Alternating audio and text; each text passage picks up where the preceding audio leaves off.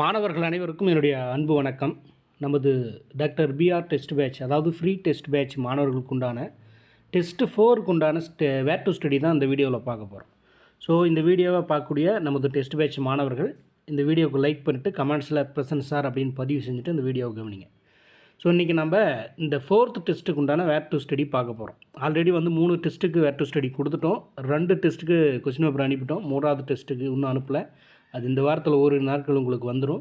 So இருந்தாலும் நீங்கள் 4th டெஸ்ட்டுக்கு படிக்க ஆரம்பிச்சிருங்க. ஸோ இந்த வீடியோ முதல்ல பார்க்கக்கூடிய மாணவர்கள், இல்லைனா நம்ம சேனலை சப்ஸ்கிரைப் பண்ணிவிட்டு இந்த டெஸ்ட் பேட்சில் ஜாயின் பண்ணாமல் இருக்கிறவங்க நிறைய பேர் இந்த வாட்ஸ்அப் குரூப்பில் ரிக்வெஸ்ட் கொடுத்துட்டு வெயிட் பண்ணுறாங்க. ஒரு 1000க்கும் மேற்பட்ட மாணவர்கள். ஸோ அவங்களெல்லாம் முதல்ல தெளிவாக கவனிச்சுக்கோங்க. இந்த டெஸ்ட் பேட்சுக்குன்னா ஒரு ₹100 என்ட்ரி ஃபீஸ் பே பண்ணிவிட்டு ஒரு ஸ்க்ரீன்ஷாட் பண்ணால் தான் அந்த குரூப்பில் உங்களால் ஜாயின் பண்ண முடியும். ஸோ அதனால் அதில் ஜாயின் பண்ண விருப்பம் இருக்கக்கூடிய மாணவர்கள் டிஸ்கிரிப்ஷனில் இந்த டெஸ்ட் பேட்சினுடைய ஷெட்யூல் கொடுத்துருப்பேன். அப்புறம் அது எப்படி ஜாயின் பண்ணணும் ரூல்ஸ் சொல்லியிருப்பேன். பார்த்துட்டு ஜாயின் பண்ணிக்கோங்க. ஸோ இன்றைக்கி நம்ம இந்த 4th டெஸ்ட்டை பாருங்கள். இப்போ நம்ம தமிழ் 100 வினாக்களா? அயற்சொல், தமிழ் சொல், ஓரெழுத்து ஒரு மொழி, அகரவரிசை, ஊர் பெயர்களின் மருவு, திருக்குறளில் விருந்தோம்பல், அரண் வலியுறுத்த 2 அதிகாரம், அப்புறம் அறநூல்கள் ஏலாதி ஔவையார் பாடல்கள், அப்புறம் கவிஞர்கள் பாவலர் பெருஞ்சித்தனாரை பற்றி. ஸோ இது சிலபஸில் இருக்கக்கூடிய டாப்பிக்கு. இது எங்கெங்கே இருக்குது அப்படின்றத, அதே மாதிரி கவர்மெண்ட் டிஎன்பிசி ஒரு மெட்டீரியல் கொடுத்துருக்காங்களே, இதை தொகுத்து. ஸோ அதையும் நம்ம இந்த வீடியோவில் பார்க்க போகிறோம். பின்னாடி நான் சொல்கிறேன்.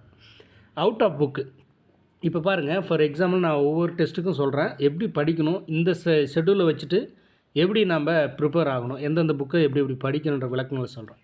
இப்போ அயற்சொல், தமிழ் சொல் அப்படி இருக்குன்னா ஃபஸ்ட்டு பாருங்கள். இது நம்ம நியூ புக், அதாவது இப்போ இருக்கக்கூடிய லேட்டஸ்ட் எடிஷன். இதில் 6லிருந்து 12ஆம் வகுப்பு வரை எங்கெங்கெல்லாம் அயற்சொற்கள் என்ன அர்த்தம்? தமிழ் இல்லாத சொற்கள், வடமொழி சொற்கள்னு சொல்லலாம்.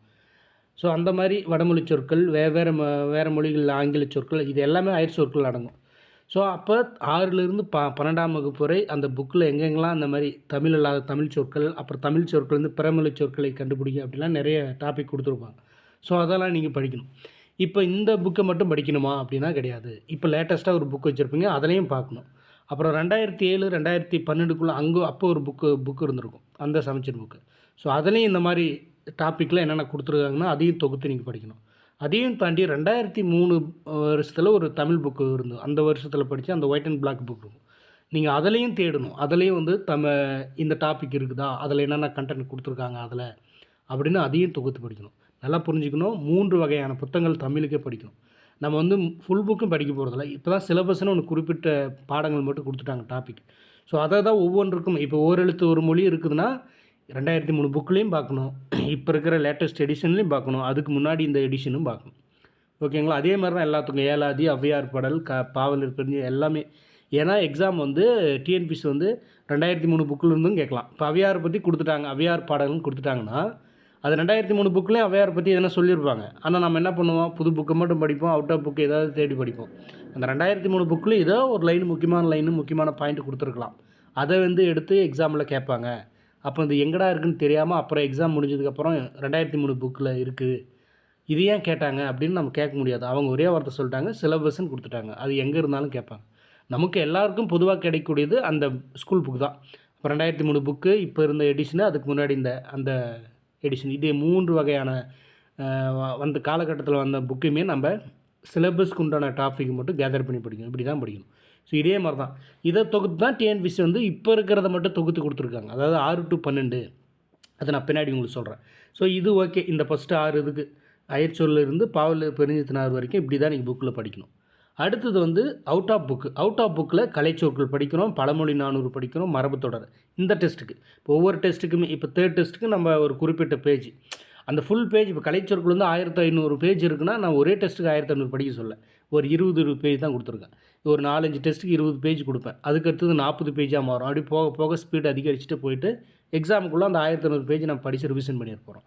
இதே மாதிரி தான் பழமொழி 400 ஒரு 400 பேஜ் இருக்குன்னா அதே மாதிரி 20 பேஜாக ஒவ்வொரு டெஸ்ட்டுக்கும் வாரம் ஒரு 20 பேஜ் படிக்க முடியாதா? ஸோ அந்த மாதிரி மரபு தொடர்கள் அதே மாதிரி மரபு தொடர்கள் 11 பேஜ் வரையும் படிச்சுட்டுப்போம். இப்போ 4வது டெஸ்ட்டுக்கு 12, 13, 14 இந்த பேஜ் 3 பேஜ். இந்த பிடிஎஃப்லாம் முடிஞ்சதுக்கப்புறம் அடுத்து வேறு என்னென்ன பிடிஎஃப் இப்போ 3 வகையான பிடிஎஃப் தான் அங்கே பார்க்குறோம். இன்னும் ஒரு 7, 8 வகையான பிடிஎஃப் இருக்குது தேவையானது. அதில் ஒரு 20 பேஜ், 30 பேஜ், 50 பேஜ் அந்த மாதிரிலாம் இருக்கும். ஸோ அதையுமே அதேமாதிரி ஒவ்வொரு டெஸ்ட்டுக்கும் அப்படியே ஆட் பண்ணி வாரந்தோறும் அவுட் ஆஃப் புக்கு நீங்கள் படிக்க போகிறீங்க. அப்போ சிலபஸ் படி நம்ம ஸ்கூல் புக்கையும் படிக்க போகிறோம். அவுட் ஆஃபில் என்னென்ன கேட்குறாங்கன்றது அந்த பிடிஎஃபை உங்களுக்கு சென்ட் பண்ணிட்டு அதிலிருந்து குறிப்பிட்ட பக்கங்களை ஒவ்வொரு டெஸ்ட்டுக்கும் எழுத போகிறேன். தமிழ் இப்படி முடிஞ்சிருச்சு. சயின்ஸு பொது அறிவு பொறுத்த வரைக்கும் உங்களுக்கு பிரச்சனை இல்லை. அது வந்து ஸ்கூல் புக்கு லேட்டஸ்ட் புக்கு படித்தா மட்டும் போதும். இப்போ ஒளின்னு டாபிக் சிலபஸ் கொடுத்துருக்காங்கன்னா சயின்ஸில் 6லேருந்து 10ஆம் வகுப்பு வரை ஒளியியல் படித்தா சயின்ஸ் 10 வரைக்கும் படிக்க போதும். ஆனால் சமூக அறிவியலை பொறுத்தவரையிலையும் 12ஆம் வகுப்பு வரையும் படிக்கணும். புது புக்கு மட்டும் படித்தா போதும் ஜிகே பொறுத்தவரையும். இப்போ இந்திய அரசியலமைப்பு படிக்கிறோம் அப்படின்னா இப்போ லேட்டஸ்ட் எடிஷனில் 6th to 12th 6லேருந்து 12ஆம் வகுப்பு வரை நீதித்துறை சார்ந்து எங்கெங்கெல்லாம் கொடுத்துருக்காங்களோ அதை நாம் படிக்கணும். சட்டத்தின் ஆட்சி, அப்போ அந்த நீதித்துறை சட்டத்தை பற்றி எங்கெங்கெல்லாம் கொடுத்துருக்காங்களோ அது தொகுத்து நாம் படிக்கணும். ஸோ அதுதான் வேர் டு ஸ்டடி. நான் பின்னாடி இது முடித்தோடனே உங்களுக்கு எக்ஸ்பிளைன் பண்ணுறேன். அதுக்கு ஒரு பிடிஎஃப் இருக்குது. அதனால் தொடர்ச்சியாக கவனிங்க. நடப்பு நிகழ்வுகளும் அதே மாதிரி ஒவ்வொரு ஜூலையிலேருந்து நான் படிக்கும் 3 டெஸ்ட்டுக்கு வந்து 3 வாரம் படிச்சிட்டோம். இப்போ நான் 4வது டெஸ்ட்டு வேர் டு ஸ்டடின்னு வரைக்கும் ஜூலையினுடைய 4வது வாரம். 4வது வாரம்னா என்ன, ஒரு 7 நாட்கள் இருக்குமோ அந்த 7 நாட்களில் டெய்லி நியூஸ் பேப்பர் தேர்வு பெட்டகத்தை உங்களுக்கு நான் பிடிஎஃபாக வாட்ஸ்அப்புக்குள்ளே அனுப்பிடுவேன். ஸோ இது எல்லாமே இந்த நடப்பு நிகழ்வுகளை பொறுத்தவரையிலையும் அப்புறம் அவுட் ஆஃப் புக்கு அப்புறம் 2003 புக்கு இல்லைன்றவங்களுக்கும் டவுன்லோட் பண்ணி நம்ம வாட்ஸ்அப் குரூப்பில் இந்த டெஸ்ட் பேட்சில் ஜாயின் பண்ணிவிட்டு அந்த வாட்ஸ்அப் குரூப்பை அனுப்பிடுறோம். ஸோ அனுப்புவோம். இதையும் தாண்டி வேறு என்ன படிக்கணும்னா ப்ரீவியஸ் இயர் கொஸ்டின் பேப்பரும் படிக்கிறோம். ஒவ்வொரு டெஸ்ட்டுக்கும் ஒரு 3 ப்ரீவியஸ் இயர் கொஸ்டின் பேப்பர். இப்போ ஜாயின் பண்ண மாணவர்களுக்கு தெரியும். இப்போ லாஸ்ட்டாக வந்து நம்ம எத்தனை 3 டெஸ்ட்டு கம்ப்ளீட்னா 9 பிடிஎஃப் ஃபைல் அனுப்பியிருப்பேன் ப்ரீவியஸ் கொஸ்டின் பேப்பர். இப்போ நான் வந்து ஒரு 3 கொஸ்டின் பேப்பரை நாளைக்கு நான் வாட்ஸ்அப் குரூப்பில் அனுப்பிவிடுவேன். ஏன்னா இன்றைக்கி ஓப்பனில் இருக்கிறதுனால அது மறைஞ்சு போயிடும். அதனால் நாளைக்கு குரூப்பை க்ளோஸ் பண்ணிவிட்டு அதுக்கப்புறம் குரூப்பில் சென்ட் பண்ணுவேன். அந்த ப்ரீவியஸ் கொஸ்டின் பேப்பரை படிங்க. ஸோ அப்போ இந்த ஷெடியூல் படி எங்கெங்கே கொடுத்துருக்குறது அதிலிருந்து கேள்விகள் வரும். ப்ரீவியஸ் இயர் கொஸ்டின் பேப்பர்லேருந்து கேள்விகள் வரும். ஜாயின் பண்ண மாணவர்களுக்கு தெரியும். ஸோ ஒரு மாடல் கொஸ்டின் பேப்பர் கூட நான் டிஸ்கிரிப்ஷனில் கொடுக்குறேன். புதிய மாணவர்கள் பார்த்து பயன்படுங்க. இப்போ மேக்ஸ் வந்து தனி வடி வந்து 7ஆம் வகுப்பு புத்தகத்தில் இருக்கும். ஸோ இப்படி தான் இந்த வேர் டு ஸ்டடியை படிக்கணும். இப்போ வந்து எங்கெங்கே இருக்குன்றத வேர் டு ஸ்டடிக்கு உண்டான பிடிஎஃபை பாருங்கள், கவனிங்க. இப்போ நீங்கள் பார்க்குற அந்த பிடிஎஃப் வந்து 4th டெஸ்ட்டினுடைய வேர் டு ஸ்டடி. இப்போ அயற்சொல் தமிழ் சொல்னு சொல்லியிருந்தேன்னா 6லேருந்து 12ஆம் வகுப்பு வரை இது எங்கெங்கெல்லாம் புது புக்கில் கொடுத்துருக்காங்களோ அது வந்து நம்ம டிஎன்பிசி தொகுத்து கொடுத்துருக்காங்க. பாருங்கள், அனுமதி அப்படின்றது அதுக்கு தமிழ் என்னது, இயற்சொல். இது இசைவு, ஆதவன் கடவுள், ஆரம்பம்னா தொடக்கம், ஆஸ்தினா சொத்து, இம்சைனா துன்பம், இருதயம்னா நெஞ்சகம். ஸோ இதில் எது தமிழ் சொல் எது பிறமொழி சொல் அப்படின்லாம் புக்கில் கொடுத்துருப்பாங்க. அது தொகுத்து தான் கொடுத்துருக்காங்க. இதில் சில மிஸ்டேக்ஸ் இருக்கும். நிறைய பிடிஎஃப்பில் பார்த்துருப்பீங்க. இது கவர்மெண்ட் கொடுத்தது, டிஎன்பிசியே ஒரு வெப்சைட்டில் கொடுத்தது. ஸோ இதில் மிஸ்டேக்ஸ் இருக்குது. இருந்தாலும் நாம் இது வந்து ஒரு ரிவிஷனுக்காக பயன்படுத்திக்கணும். ஆனால் நாம் புக்கு முடிஞ்ச அளவுக்கு புக்கில் இருக்கிறத தேடி படிக்க பார்க்கணும். இப்போ ஆங்கில சொல் சாஃப்ட்வேர்னு இருக்குன்னா மென்பொருள், இந்த மாதிரிலாம் புக்கில் இருக்கும். இதை நாம் என்ன பண்ணணும், 6ஆம் வகுப்புலேருந்து 12ஆம் வகுப்பு வரை தமிழ் புக்கு வச்சுருக்கிறவங்க எங்கெங்கெல்லாம் தமிழ் சொல் அயற்சொல் கொடுத்துருக்காங்களோ அதை நீங்கள் தொகுத்து எழுதிக்கணும் ஒரு நோட்ஸ் மாதிரி. ஸோ இதில் கொடுக்குறது ஏதோ 1-2 மிஸ் ஆகிருக்கலாம். இப்போ வந்து இந்த புது புக்கில் இருக்கிறத மட்டும் தான் இங்கே கொடுத்துருக்காங்க. ஆனால் இதை மட்டுமா கேட்பாங்களான்னா இல்லை, 2003 புக்கில் இருந்தும் இதை பற்றி கொடுத்துருந்தாங்கன்னா கேட்பாங்க. ஆனால் நாம் என்ன பண்ணோம், இது ஒரு சும்மா ஒரு டெமோக்காக வச்சுக்கணும் நம்ம இதை. இந்த மாதிரி கொடுத்துருக்காங்க. ஸோ அப்போ நாம் 2003 புக்கு அதுக்கப்புறம் அந்த எடிஷனு எல்லாத்துலேயுமே இது சார்ந்து என்னென்ன இருக்குன்றதை நம்ம நோட்ஸ் பண்ணி எடுத்து படிக்கணும். அதேமாதிரி ஒரு எழுத்து ஒரு மொழிக்கும் கொடுத்துருக்காங்க. இது வந்து இதில் கொடுத்தது.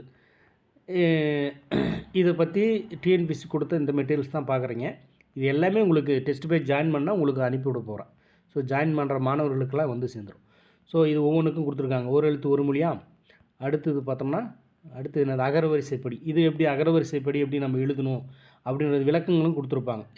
இந்த வரிசைப்படி இதெல்லாம் நீங்கள் புரிஞ்சுக்கணும் நல்லா. இதை பற்றியெல்லாம் தெளிவாக இந்த பிடிஎஃப்பில் இருக்கும். ஸோ இருந்தாலும் நீங்கள் புக்கில் இருந்தால் இதெல்லாம் எடுத்து கொடுக்குறாங்க. அதை நீங்கள் புக்கில் இருக்கிறத நிறைய இதை வந்து ரெஃபர் பண்ணணும். அதேமாரி ஊர் பெயர்களின் மறுவை எழுதுக அப்படின்னா ஸ்கூல் புக்கில் எங்கெங்கெல்லாம் கொடுத்துருக்காங்க. தஞ்சாவூர் என்னும் செல்லும் பெயரை தஞ்சை என்றும், திருநெல்வேலி என்னும் பெயரை நெல்லை என்னவும் வழங்குகிறோம். இது எல்லாம் வந்து அவங்க கொடுத்த நோட்ஸ். இதில் மிஸ்டேக்ஸ் இருக்கும். இது ஒரு சும்மா இதுக்காக வச்சுக்கோங்க. நீங்கள் ஓன் ப்ரிப்பரேஷன் பண்ணுங்கள். ஸ்கூல் புக்கை எடுத்து நீங்கள் நோட்ஸ் எடுங்க. இல்லைனா அதை நீங்கள் வந்து எந்தெந்த பக்கன்றதை குறித்து வச்சு படிங்க. ஏன்னா மெயினாக ஸ்கூல் புக்கை தான் நீங்கள் ஃபஸ்ட்டு படிக்கணும். இது வந்து இந்த மாதிரி மெட்டீரியல் கொடுக்குறது எல்லாமே இது வந்து உங்களுக்கு படித்து முடிச்சதுக்கப்புறம் ரிவிஷன் பண்ணுறதுக்காக மட்டும்தான் இதை பயன்படுத்தணும். முதலாக படிக்கிறவங்க ஸ்கூல் புக்கை தான் படிக்கணும். நல்லா புரிஞ்சுக்கணும், சரிங்களா? அதுக்கு அடுத்தது ஏழாவதியில் வந்து 6th to 12th இந்த நியூ புக்கில் இருக்கிறத மட்டும் தான் இங்கே கொடுத்துருப்பாங்க. ஆனால் நிறைய பேர் என்னென்னு படிப்பாங்க, டிஎன்பிசியே ஒரு மெட்டீரியல் கொடுத்துருக்காங்கடா, இது மட்டும் படித்தா போதும் அப்படின்ட்டு படிப்பாங்க. ஆனால் பாருங்கள், ஏழாவதியில் ஒரே ஒரு பாட்டு கொடுத்துருக்காங்க இந்த நியூ புக்கில். அப்போ 2003 புக்கில் ஏழாவதை பற்றி கொடுத்துருப்பாங்க. அதில் ஒரு 4-5 பாட்டு இருக்கும், அதுலேயே இன்ஃபர்மேஷன் இருக்கும். இதில் இல்லாத கூட 1-2 இருக்கும். ஸோ அந்த பாட்டை கூட கொடுத்துட்டு எந்த நூல் கேட்டால் என்ன பண்ணுவீங்க நீங்கள்? அந்த மாதிரி தான் நானும் கொஸ்டின் கொடுப்பேன். நானும் கொஸ்டின் வந்து 2003 புக்கிலேருந்து எடுப்பேன். இப்போ ஏழாவதுனா இங்கே கொடுத்துருக்கேன்னா இது மட்டும் எடுக்க மாட்டேன், நல்லா புரிஞ்சுக்கணும். இப்போ ஏழாவதில் நான் வந்து வேர் டு ஸ்டடி வந்து இது படிங்கன்னு கொடுத்துருக்கேன்னா இதிலேருந்து மட்டும் கேள்வி எடுக்க மாட்டேன். நான் தெளிவாக சொல்லிட்டேன், இது சும்மா ஒரு டெமோக்காக தான் உங்களுக்கு. நான் 2003 புக்கில் ஏழாவது பற்றி இருந்தாலும் எடுப்பேன், நீங்களும் படிக்கணும். அதே உங்கள் புக்கை நான் உங்களுக்கு அனுப்பிவிட்டேன். 6லேருந்து 12ஆம் வகுப்பு போய் நீங்கள் தேடணும். அது வந்து உடனே சார் எந்த பேஜில் இருக்குது, எந்த பக்கத்தில் இருக்குது, எந்த புக்கில் இருக்குன்னெலாம் கேட்கக்கூடாது. நீங்கள் தேடணும். கொஞ்ச நேரத்தில் அந்த ஹெட்லைன் பார்த்தாவே தெரிய போகுது, ஏழாவது இதில் இருக்கா, ஸோ இந்த பேஜில் இருக்குன்னு பார்த்து படிக்கணும். ஸோ இதே மாதிரி தான் எல்லாமே. பாவலர் பெருஞ்சித்தனார் பற்றி நியூ புக்கில் கொடுத்துருக்காங்களா, ஓல்டு புக்கில் என்னென்ன இருக்குன்றதே படிக்கணும். இதில் மிஸ்டேக்ஸ் இருக்க வாய்ப்பு இருக்குது, கண்டிப்பாக இருக்குது. இதுக்கு முன்னாடி நடந்த இதெல்லாம் பார்த்துருக்கோம் நம்ம. இருந்தாலும் ஒரு டெமோக்காக வச்சுக்க திரும்ப திரும்ப சொல்கிறேன். இது மட்டுமே நம்மளுக்கு முழுக்க இது மட்டுமே போதுன்னு கிடையாது. இது வந்து சும்மா ஒரு டெமோக்காக தான். நீங்கள் ஸ்கூல் புக்கில் படித்து இந்த மாதிரி நோட்ஸ் எடுத்து வச்சுங்க. இவங்க எப்படி நோட்ஸ் கொடுக்குறாங்க அந்த மாதிரி நீங்களும் நோட்ஸ் எடுக்கணும். ஓகேங்களா? இப்போ அதே மாதிரி தான் இது. அதே மாதிரி ஜிகே பொது அறிவியல் பார்த்தா ஒளி லைட்டு, அதில் ஷெட்யூலில் சின்ன மிஸ்டேக்ஸ் இருக்கும். ரெண்டுக்குமே அந்த பொதுலகரம் கொடுத்துருப்பேன். அந்த ஒளி, அதாவது வெளிச்சத்துக்கு உண்டான ஒளியை கொடுத்துருப்பேன். ஸோ போன வாரம் டெஸ்ட்டுக்கு வந்து வெளிச்சம், போன வாரம் வந்து வெளிச்சமாக இது சவுண்டு, ஒளின்றதுக்கு லைட்னு கொடுத்துட்டேன். இந்த இடத்துல சவுண்டு கொடுக்கணும், மன்னிச்சிருங்க.